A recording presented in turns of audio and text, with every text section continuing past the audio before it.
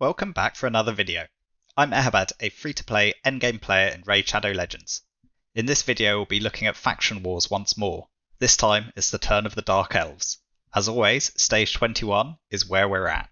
I've tried to make this composition as budget as possible for what is genuinely quite a tricky faction given the Valkyries in Wave 2. In truth, I don't know if this will even work, so if you suddenly see me beating it with a different team, you know it didn't. The big considerations for Dark Elves 21 are the aforementioned Valkyries. That, and sustaining against a boss who places both HP burns via a passive and AoE poisons. The boss also has two side adds who buff, so generally these need to be killed first.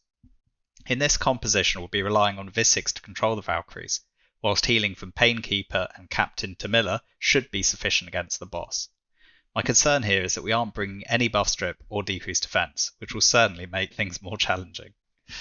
Block debuffs or resistance also works well in mitigating the boss's damage, as it greatly reduces the number of HP burns and poisons you will take.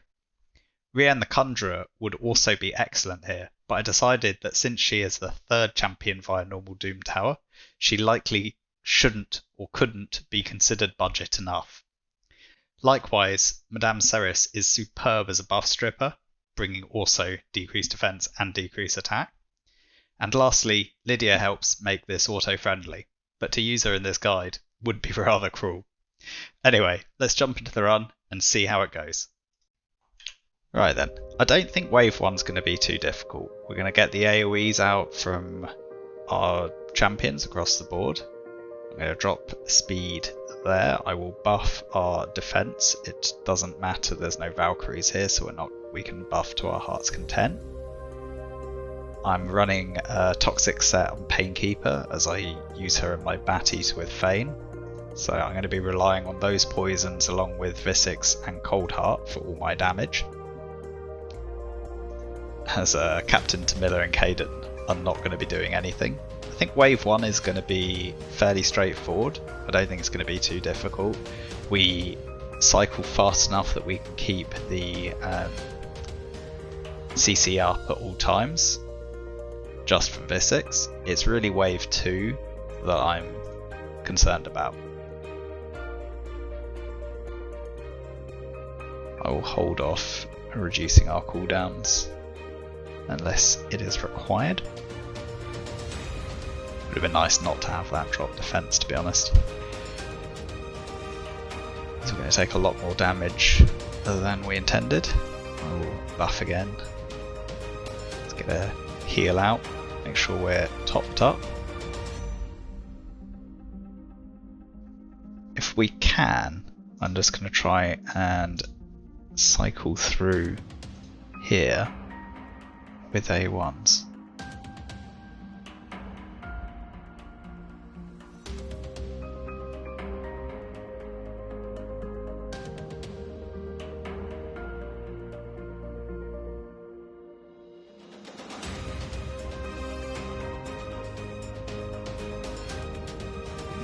Highest turn meter.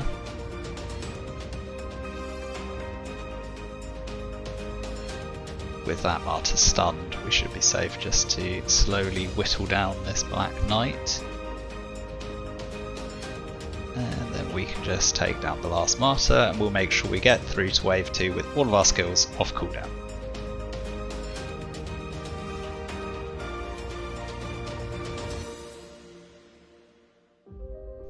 Right, now we're through to Wave 2. I'm going to hold my heal in case I need it and just try and get a little bit of damage out with an A1.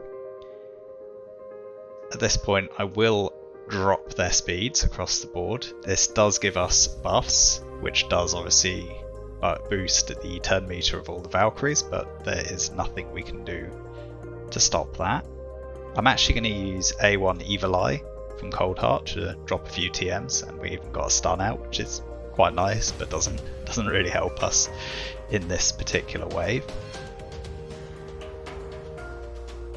Just A1, and then we get the provoke out now.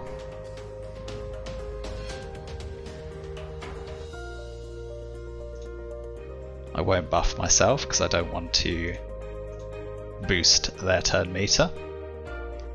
Cold Heart gets another couple of stuns out. They were crowd controlled anyway, so it doesn't strictly matter. I will reduce the cooldowns now. We've still got slow speed across the board, so I'll just go for an A1 on the Valkyrie with the highest turn meter.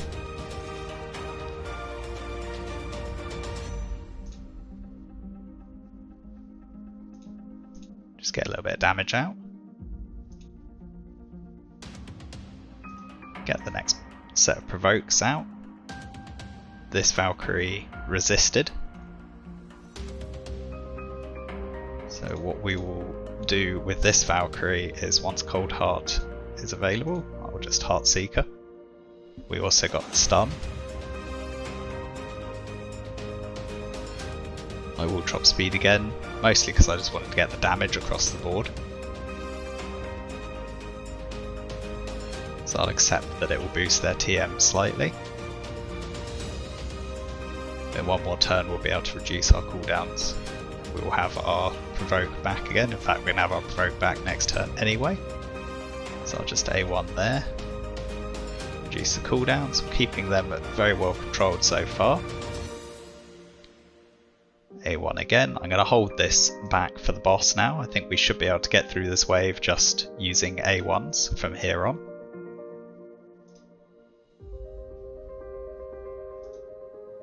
I want to get back to my my abilities for once we get through to the boss, so if I can just A1 the rest of this wave, that would be ideal. Also with Visix A1 reducing TM means we should be able to do this very comfortably at this point.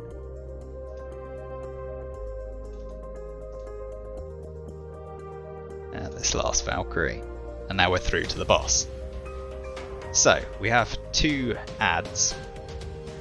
Whilst they're alive, they will heal the boss, and each one of them will also put a buff on the boss.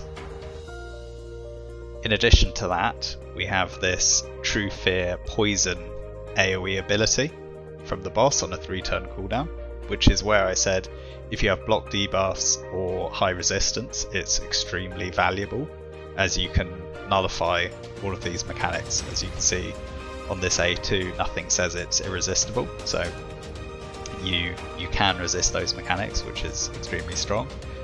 You can also resist this poison and TM depletion on the A1, and you can also resist his Drexar style passive that places HP burns. So if you are running a high resistance team, you really can nullify everything this boss has to offer. Captain Timilo actually has a resistance lead, so it would help if you have her to build a resistance team if you need to. Suffice to say, we don't have everyone as a resistance build. I think I have one champion. I think Timilo has enough resistance to realistically not be affected, but no one else does. So at this point, I will hold back the A2. In fact, I'm going to go for double ally protection.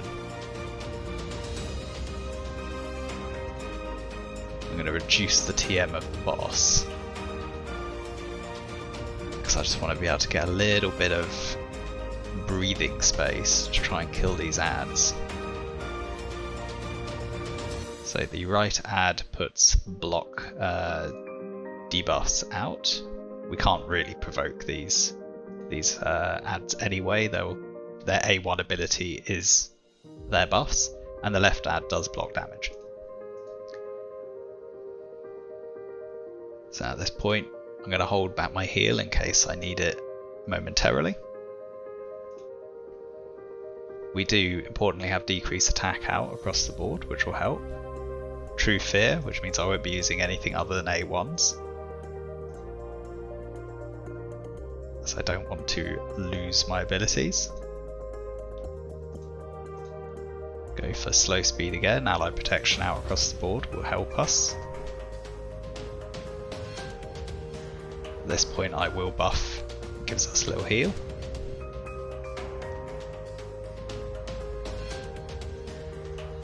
I'll then go for the A2, not because I need the heal, but because I want to get the damage out across the board.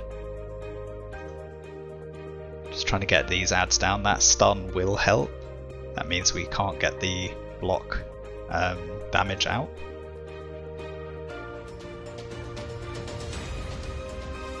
Okay, for the A3, I will hold that back.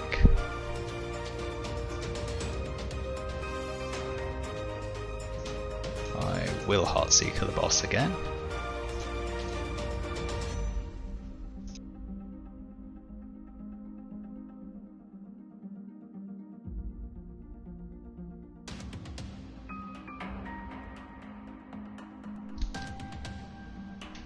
At this point I will reduce the cooldown on our abilities, get back to that Heartseeker faster.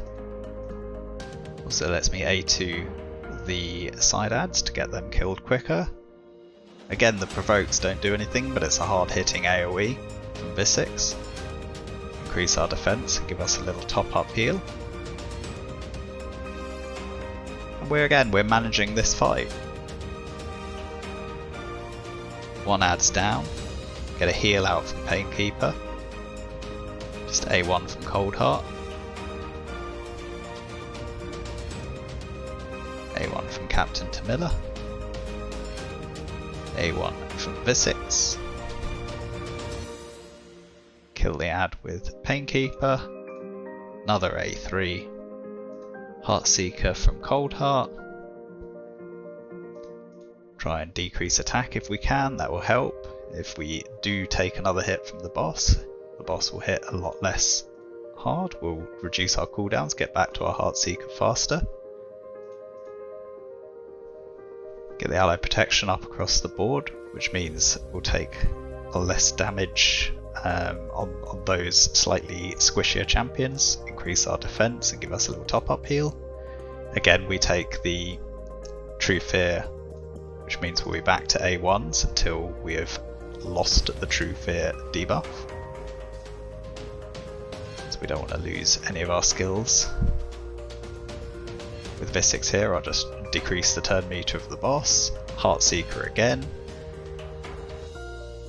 get the ally protection out, make sure Cold Heart stays alive, give a heal from Painkeeper. Now with Visix I'm just going to A1 and keep this boss's turn meter down. Between Cold Heart and Visix we should ensure that this boss does not take another turn. Get back that Heartseeker. Once we're back to Cold Heart, this should be... still one more turn. I was going to say it should be game over, but the boss gets a respite for one more cycle. Now we're back to Cold Heart after this Painkeeper attack. Bit of overkill, I mean the boss is dead either way, but there you have it. We managed it. It wasn't super fast, but 3-star with 1 free legendary that we get, 2 mid-tier epics, and 2 very good void rares. We have 2 at level 50, 3 at level 60. I think you could probably run Painkeeper as a 50 here as well. You saw we were pretty comfortable the whole way through. I don't think you need Painkeeper to be a 60 here, but I have a Painkeeper fully built as a 60 as I use her in my Bat Eater, so it made sense for me to run her in it. I did use my stun set Cold Heart rather than my reflex Cold Heart, mostly because I wanted to use gearing that was probably more commonly accessible to everyone. You don't need to be using stun set either. You can use any Cold Heart in this. Everyone is interchangeable. If you don't have Cold Heart, you don't need to run her at all, but she is pretty helpful against the boss between the TM drop and the Heartseeker. But if you bring enough sustain, you don't need that either. I would say Visix was the queen of the show here. The ability to control those Valkyries was entirely down to Visix in this composition. When I first cleared this faction, I'll pop up the screenshot now, but I didn't have Visix built in any way, shape, or form. I can't remember if I hadn't actually got to Visix yet, if I wasn't 270 days in, or if I did, it was before she was buffed, so she was a terrible champion at that time, and I didn't want to invest any resources into her. But she's very good now. Like, honestly, if you are trying to progress through the game, Visix is fantastic for faction wars, for Doom Tower. I've shown her to beat Scarab. I think extremely usable in many Doom Tower waves, and extremely good in many Doom Tower bosses. So even Hydra as well, in fact, people have been making good use of her AoE decreased speed. So I think a very solid champion that everyone gets for free and should be invested in. Well, let's jump over to the champions and have a look at the builds. So Visix I've got in speed and perception. I've gone for a kind of an overall hybrid build. I've got more accuracy here than I need, but this Visix is built, or was when I last actually geared her, was built for high-end Doom Tower, so hence the higher accuracy levels. But for Faction Wars, you only need around 225, so bear that in mind. If you can stack a decent amount of effective HP, she is putting out ally protection, so it is useful for her to have a good effective HP pool. And obviously defense increases her damage output.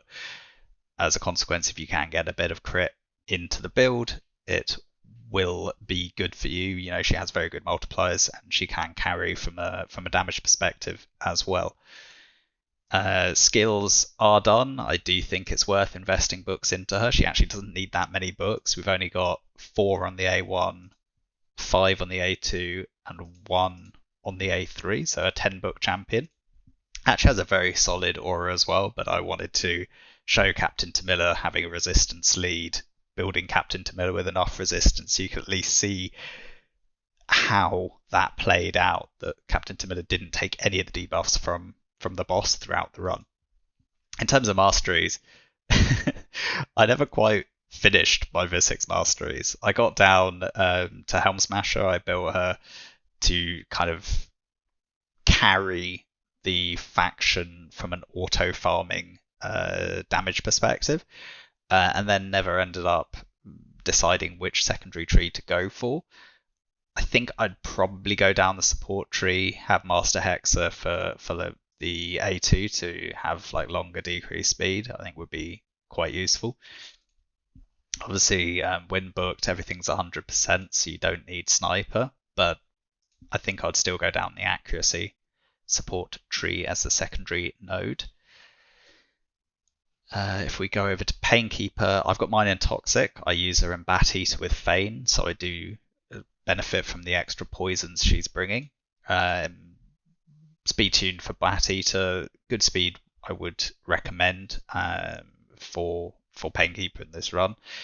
The damage stats are completely irrelevant. She still hits terribly, even with 100% crit and a bit of crit damage and attack. But if I was building a solely for Faction War, I'd be focusing on high HP, so you get a good heal from the A2, good speed, and if you can get her in either a stun set or a toxic set, I think that would be very useful. The skills are booked, and I do think you need to book this champion. Particularly, you do want the A2 and the A3 booked. So once you've done that, you're probably going to end up having booked most of the A1 because that's how books work in this game. In terms of masteries, I've gone down a classic clan boss counter-attack kind of mastery tree.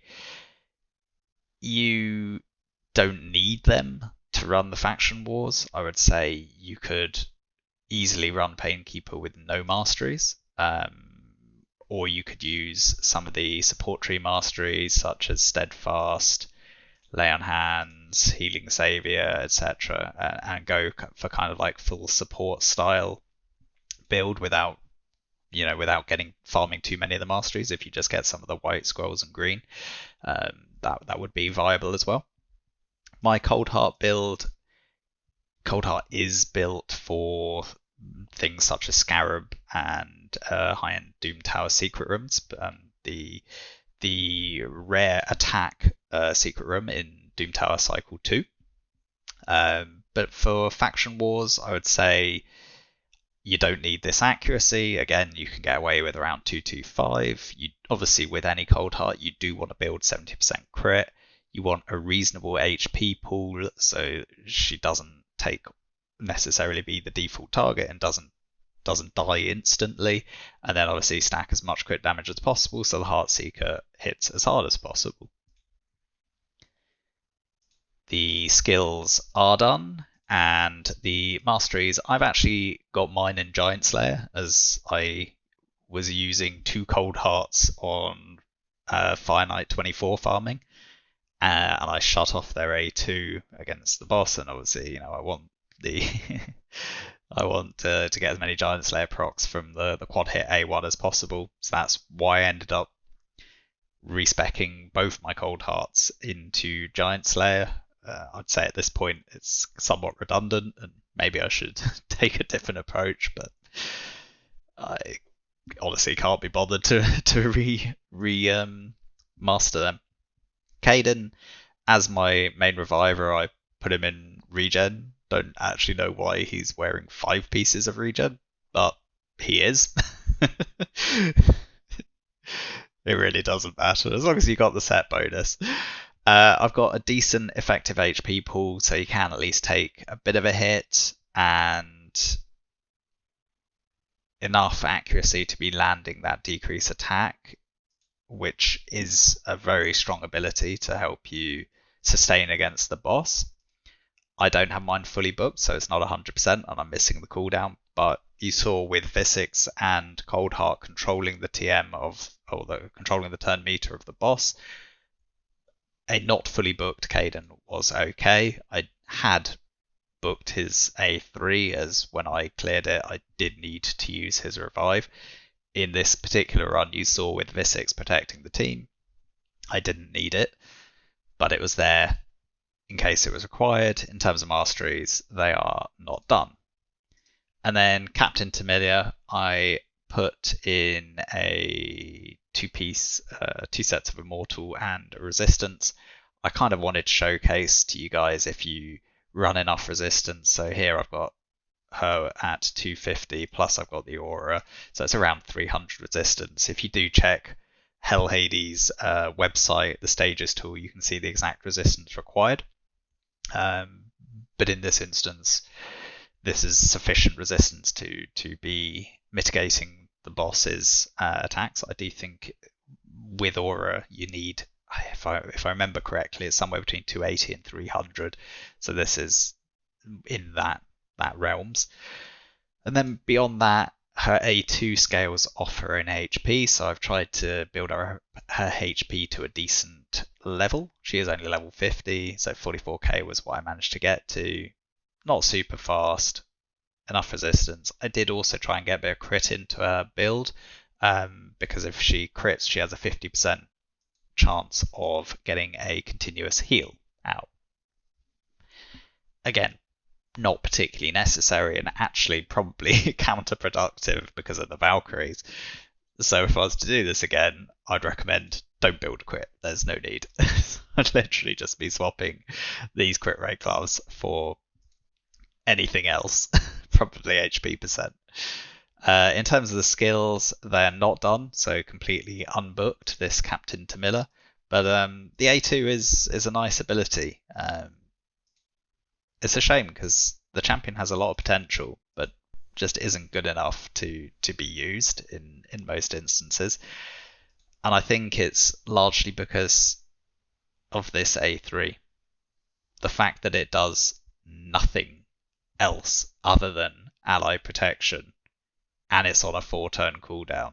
I mean, there's just so many epics that do this better. If they buffed this A3 to be something usable, the A2 is a solid ability. The A1's a bit weird, to be honest, but the A3 is frankly terrible. And then, as I mentioned, the Aura, we have Faction Crypt's Resist, which is actually pretty useful for this particular faction.